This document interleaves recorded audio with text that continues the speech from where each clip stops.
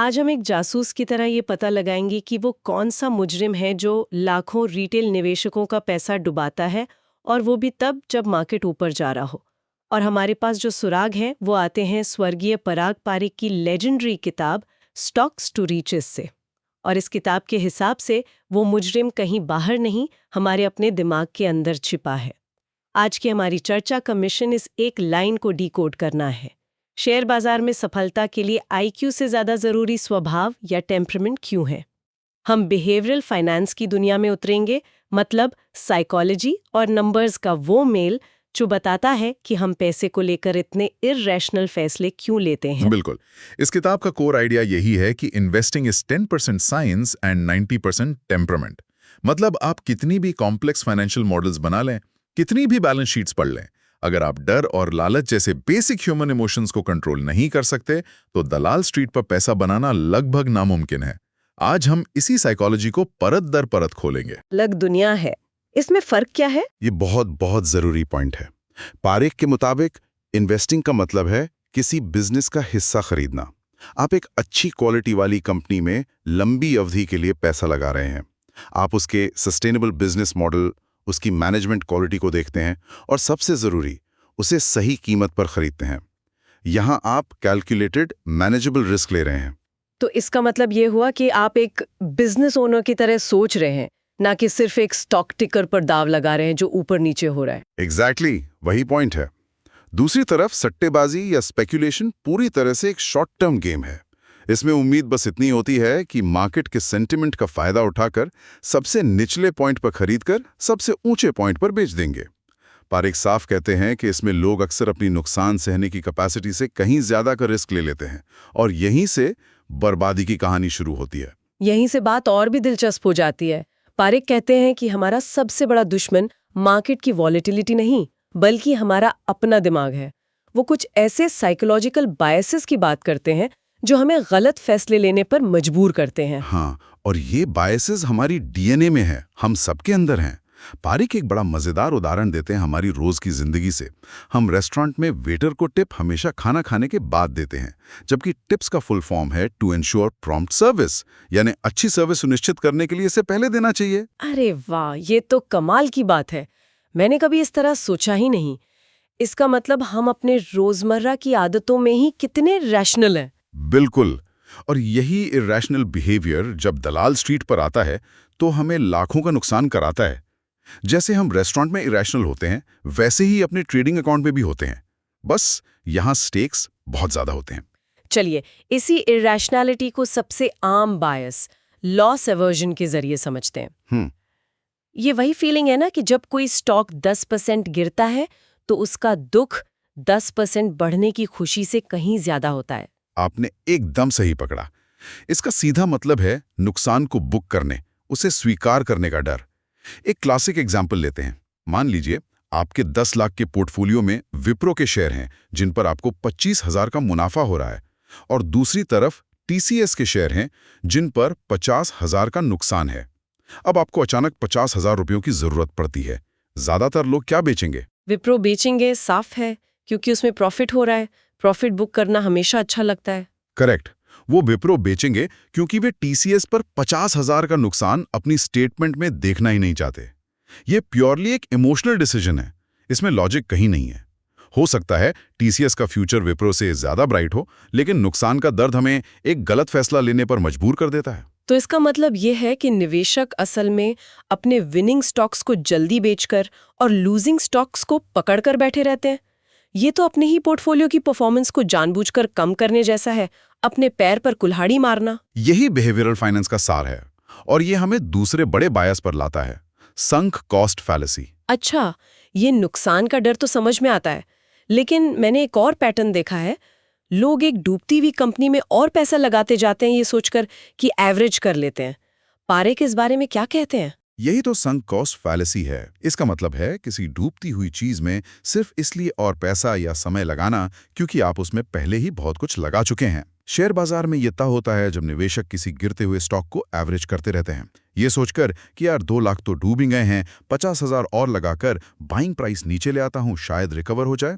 ये एक बहुत बड़ा साइकोलॉजिकल ट्रैप है। लेकिन कई बड़े निवेशक तो कहते हैं कि बाय द डिप।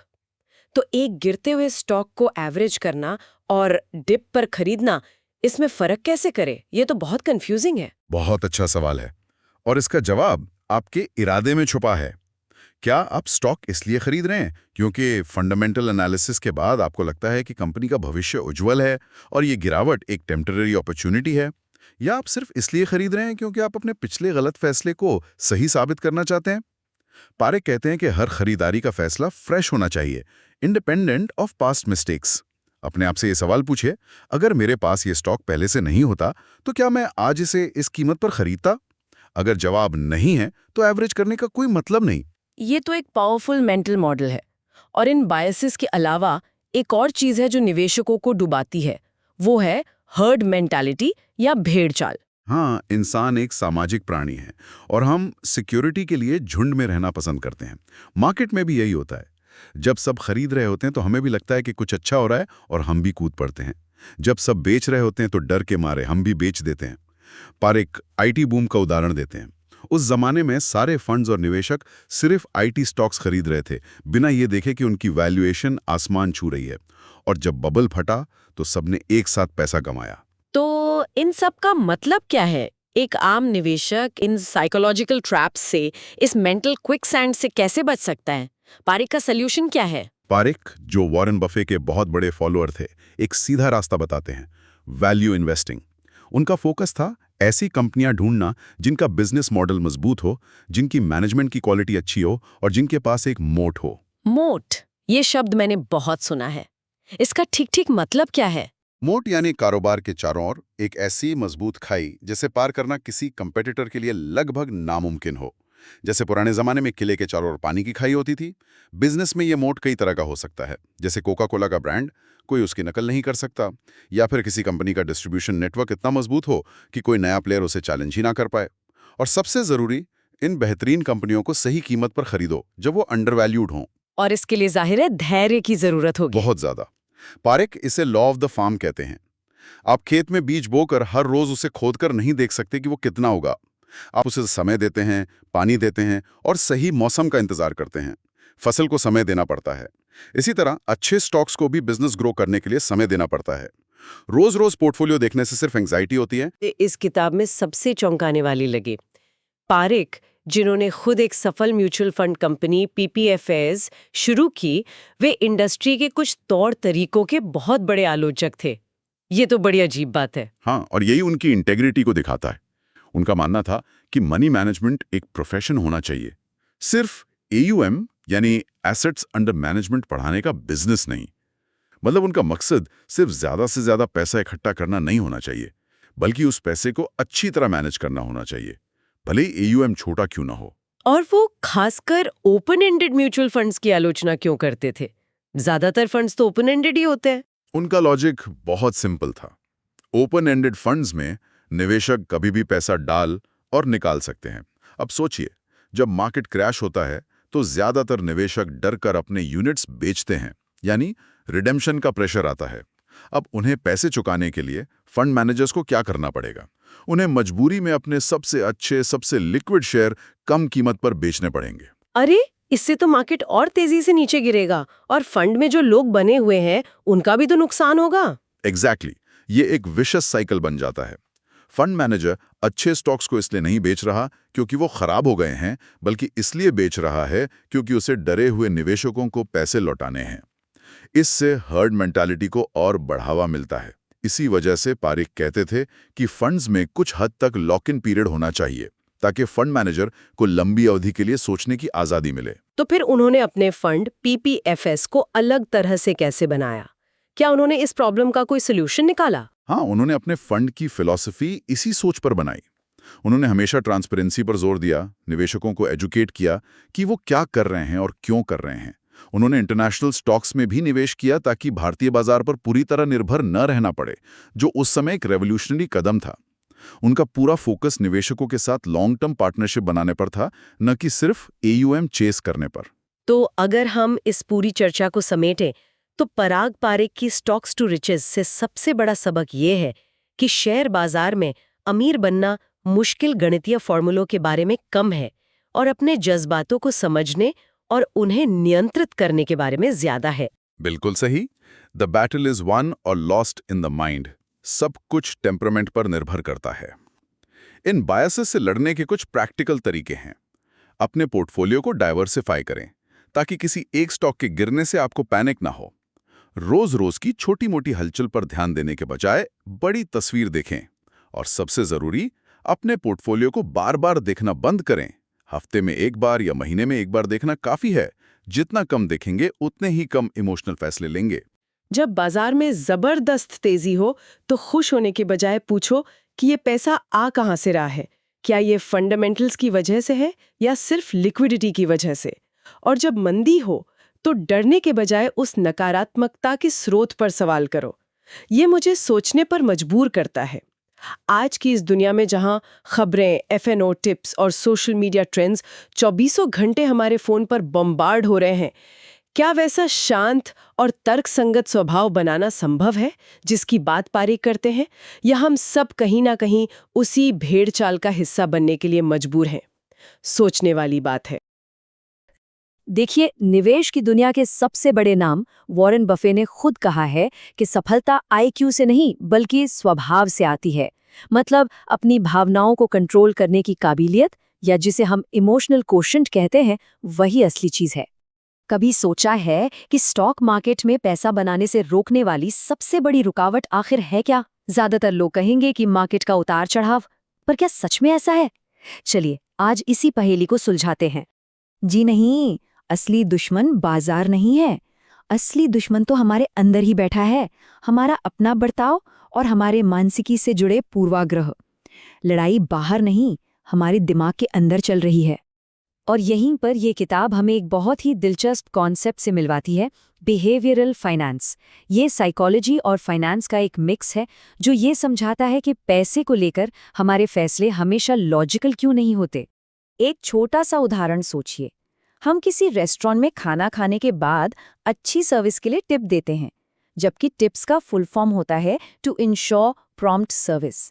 मतलब ये तो सर्विस से पहले दी जानी चाहिए। ये बताता है कि बिना सोचे समझे काम करना हमारी आदत में कैसे शामिल है। ये स्लाइड हर निवेशक के मन में चल रही जंग को दिखाती है। एक तरफ है भावनाएं, दिल का मामला, और दूसरी तरफ है तर्क और दिमाग की सीधी साध सोच। कामयाबी इन दोनों के बीच सही बैलेंस बनाने में ही छुपी है।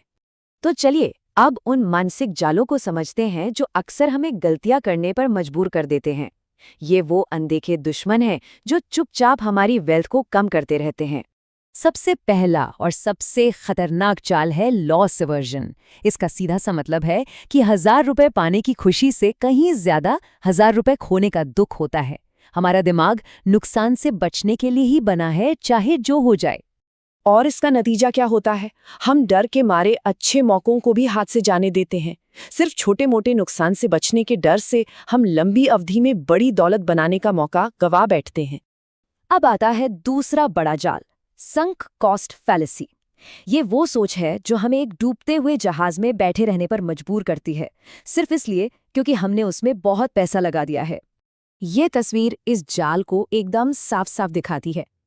एक मरे हुए पौधे को पानी देते रहना, इस उम्मीद में कि वो शायद फिर से हरा हो जाएगा। निवेश में भी हम बिल्कुल यही गलती करते हैं। बुरे निवेश के पीछे अच्छा पैसा बर्बाद करते रहते हैं। अब एक बहुत ही जरूरी फैसला लेना होता है, एक निवेशक बनना है या एक सट्टेबाज। हमारा भविष्य इसी चुनाव पर टिका है। एक निवेशक किसी कंपनी की असली कीमत यानी इंट्रिंसिक वैल्यू को देखता है और सब्र के साथ उसके बढ़ने का इंतजार करता है। वहीं दूसरी तरफ एक सट्टेबाज सिर्फ मार्केट सेंटिमेंट और छोटी मोटी हलचल पर दाव लगाता है, जो कि जुए से कम नहीं है। ये चार्ट पूरी कहानी बयां कर देता है। लंबे समय के निवेश की ताकत यानी कंपाउंडिंग हमेशा शॉर्ट टर्म सट्टेबाजी के उतार चढ़ाव पर भारी पड़ती है। दौलत धीरे धीरे और लगातार बनती है, रातों रात नहीं। तो अब हम आते हैं सबसे जरूरी सवाल पर। एक कामयाब निवेशक वाली सोच, वो माइंडसेट आखिर बनाया कैसे जाए? सफलता का असली नुस्खा है क्या? चलिए इसे बिहेवियरल गैप के एक बड़े ही दिलचस्प उदाहरण से समझते हैं। ये एक केस स्टडी है जो दिखाती है कि मार्केट में एक ही जैसी सिचुएशन होने पर दो अलग अलग सोच वाले लोग कैसे रिएक्ट करते हैं। इस स्लाइड पर जरा ध्यान दीजिए। 2 निवेशक हैं, दोनों ने 10 लाख रुपए से शुरुआत की। जब मार्केट गिरा तो हाई आईक्यू वाले जीनियस ने घबराकर सब बेच दिया और नुकसान उठाया, लेकिन जो शांत निवेशक था उसने कुछ नहीं किया, वो बस अनुशासित बना रहा। और नतीजा, शांत निवेशक का पोर्टफोलियो बढ़कर 15 लाख हो गया। ये एक नंबर ये साबित करने के लिए काफी है कि रिटर्न दिमाग से नहीं बल्कि व्यवहार से आता है। सफलता इस बात पर निर्भर नहीं करती कि कोई कितना होशियार है, बल्कि इस बात पर कि कोई कितना अनुशासित है। तो लंबे समय में फाइनेंशियली कामयाब होने के लिए हमें इन उसूलों को अपनाना होगा। इमोशनल डिसिप्लिन बनाए रखना, सब्र रखना, एक अच्छी एसेट एलोकेशन की रणनीति बनाना और सबसे जरूरी अपने खुद के मानसिक जालों को समझना और उन्हें स्वीकार करना। यही है सफलता की 4 चाबियां। देखिए, मार्केट का भविष्य कैसा होगा ये कोई नहीं जानता, उसे कोई कंट्रोल नहीं कर सकता, लेकिन हम अपने भविष्य को जरूर कंट्रोल कर सकते हैं। अपनी सोच, अपने व्यवहार और अपने दिमाग पर काबू पा सकते हैं। असली सवाल बस यही है, इसकी शुरुआत कैसे की जाए।